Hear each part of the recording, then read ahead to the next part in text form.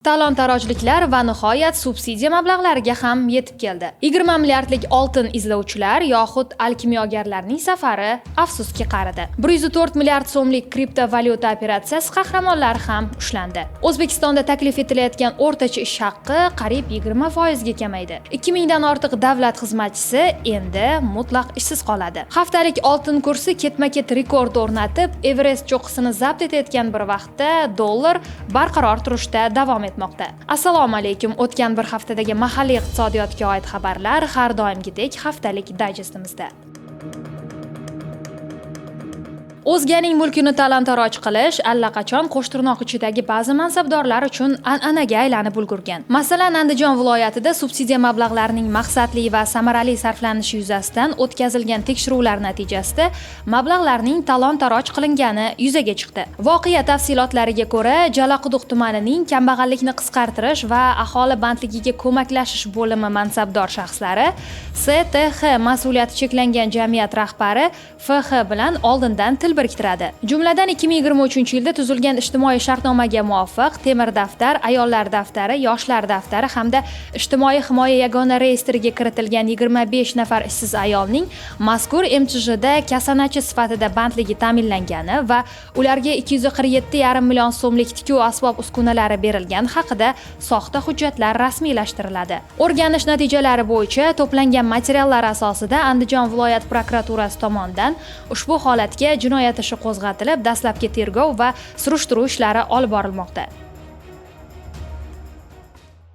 Oltin izlovchilar yoxud zamonaviy alkimyogarlar safariga nuqta qo'yildi. Buxoro va Navoiyda oltin qazib olayotgan 37 kishi qo'lga olindi. Ushbu xatti-harakatlar natijasida davlat va jamiyat manfaatlariga jami 20 milliard so'mdan ortiq zarar yetkazilgan. Ta'kidlanishicha, Shofirkon tumanidagi Qo'ljiqtov va Konimex tumanidagi Tovshan tog' massivlarida joylashgan Oltincom korxonasi tasarrufidagi hududlarda tekshiruvlar o'tkazilgan. O'rganishlarda kompaniya xabarisiz begona shaxslar tomonidan noqonuniy oltin qazib olish holatlari aniqlangan va 37 nafar shaxs noqonuniy faoliyat yuritayotgan paytda qo'lga olingan. O'tkazilgan tezkor tadbirda 3 ta Ford avtomashinasi, 8 ta perforator, 6 ta kompressor va tarkibida oltin moddasi mavjud bo'lgan 400 qopga yaqin ruda va boshqa qo'lbola yasama asbob uskunalar ashyoviy dalillar sifatida olindi. Hozirda mazkur holat yuzasidan Jinoyat kodeksining foydali qazilmalarni ruxsatnomasiz qazib olish moddasi bilan jinoyat ishi qo'zg'atilib,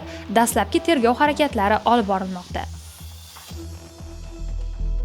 Navoiy viloyatida ham noqonuniy kriptovalyuta operatsiyalarining yangi qahramonlari aniqlandi. Tezkor qidiruv departamenti kiberxavfsizlik markaziga ko'ra 104 milliard so'mlik noqonuniy kriptovalyuta aylanmasi bilan shug'ullangan jinoiy guruh aniqlangan. Tekshiruv xavfsiz kibermakon va dolzarb 20 kun aksiyalari doirasida o'tkazilgan. Unda operativ qidiruv departamenti, kiberxavfsizlik markazi, davlat xavfsizlik xizmati hamda milliy istiqbolli loyihalar milliy agentligi xodimlari qatnashgan. Unda noqonuniy kripto aylanmasi bilan shug'ullanib kelgan 1990, 93, 98 va 99-yillarda tug'ilgan shaxslar qo'lga olingan. Ular One Payments va P2P Trade ilovalari orqali o'zga shaxslarga tegishli bank kartalarini ulab, kriptovalyutani pulga ayirboshlashgan. Tezkor tadbir davomida 68 ta plastik karta, 12 ta uyali aloqa vositasi, 8 ta SIM karta va 2 ta kompyuter rasmiylashtirib olingan. Hozirda ushbu holat yuzasidan tergovga qadar surishtiruv ishlari olib borilmoqda.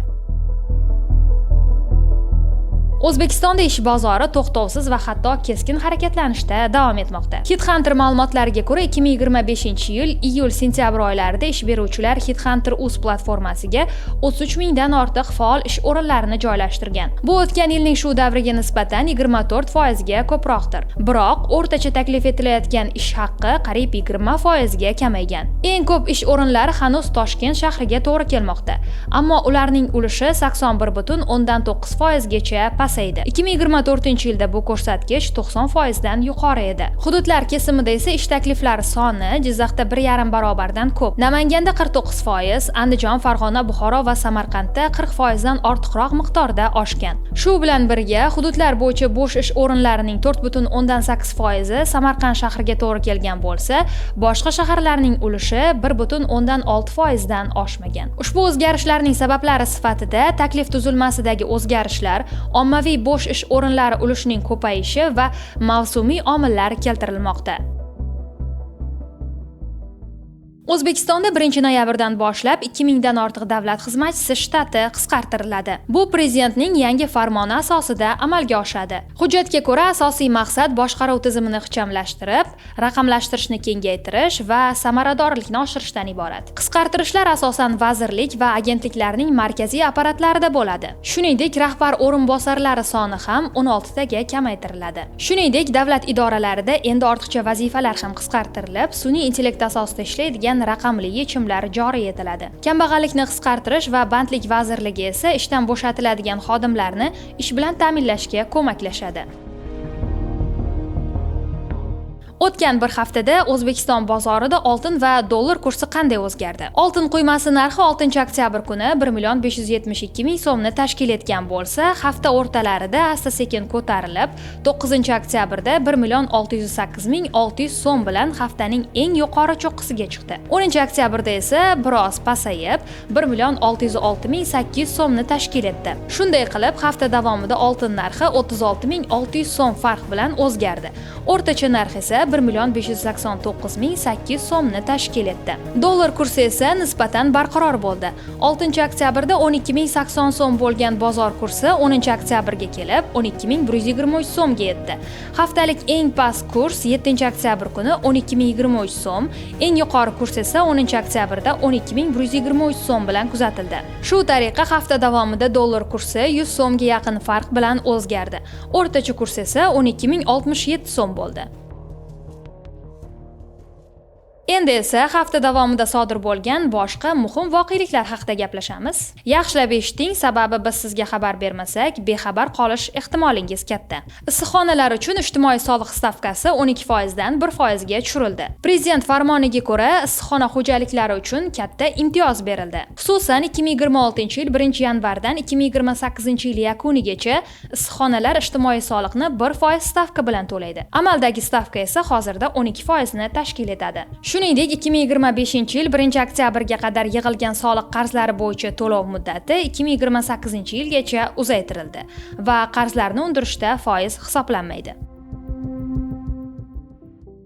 Endi yoshlarga til o'rganish uchun subsidiya beriladi. Bunda yoshlar dastlabki 2 oylik to'lovini o'zlari to'laydi va yarim yillik to'lov uchun subsidiyalar ajratiladi. To'lov Toshkent shahrida bazaviy hisoblash miqdorining 2 baravarigacha, Qoraqalpog'iston va viloyat markazlarida 1,5 baravarigacha, tuman shaharlarda esa 1 baravarigacha ajratiladi. Subsidiyalar faqat maxsus elektron platforma orqali ro'yxatdan o'tgan o'quv markazlarigagina ajratiladi. Shuningdek, markazlar ariza beruvchilarning darslarda qatnashishini kunlik elektron nazorat qilish tizimiga integratsiya qilgan bo'lishi shart bo'ladi. Ayrim o'zbeklar aholini ro'yxatga olishda hisobga olinmaydi. O'zbekiston hukumati aholini va qishloq xo'jaligini ro'yxatga olishga tayyorlash hamda o'tkazish tartibi to'g'risidagi nizomni tasdiqladi. Nizomga ko'ra, aholini ro'yxatga olish 2026-yilning 15-yanvaridan 28-fevralgacha bo'lib o'tadi. Aholini ro'yxatga olishning umumiy davomiyligi 45 kun bo'lib, jarayon onlayn rejimda va mahalla vakillari ishtirokida maxsus planshetlar yordamida shaxsan o'tkaziladi. Aholini ro'yxatga olishda barcha o'zbeklar kiritilmaydi. Xususan, unga chet elda 1 yildan ortiq yashagan fuqarolar va 15-yanvardan keyin tug'ilgan bolalar ro'yxatga olinmaydi. O'zbekistonda 2026-yil martidan yaroqlilik muddati o'tgan mahsulotlarni sotish taqiqlanadi. Yangi qarorga ko'ra, raqamli markirovka tizimi joriy etilgan tovarlarning muddati o'tgach, ularning savdosi avtomatik ravishda to'xtatiladi. Ya'ni, kassada bunday mahsulotlar uchun chek chiqarilmaydi. Bundan tashqari, jamoat tashkilotlari do'konlarda sirli mijoz sifatida nazorat xaridlarini amalga oshirish huquqiga ega bo'ladi.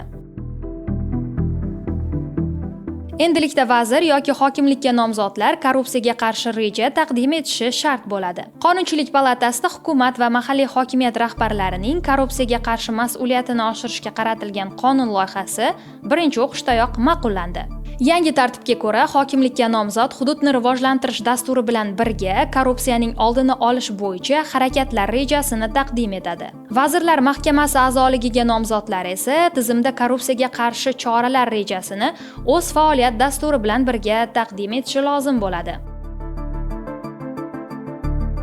Dollar kursining tushishi fonida ijara narxlari qimmatlashdi. 2025-yil sentyabr oyida Toshkent shahridagi ijara narxlari tahlil qilindi. Tahlil natijalariga ko'ra, sentyabr oyida ijara narxlari avgust oyiga nisbatan 16 dollardan 50 dollargacha qimmatlashgan. Narxlarning ko'tarilishiga dollarning so'mga nisbatan qadrsizlanishi asosiy sabab bo'lgan. Bundan tashqari, yangi o'quv yilining boshlanishi bilan talabning oshishi ham narxlarning ko'tarilishiga ta'sir qilgan bo'lishi mumkin. Ma'lumot uchun, Toshkent shahrida ijara to'lovlarining katta qismi dollarda hisoblanadi.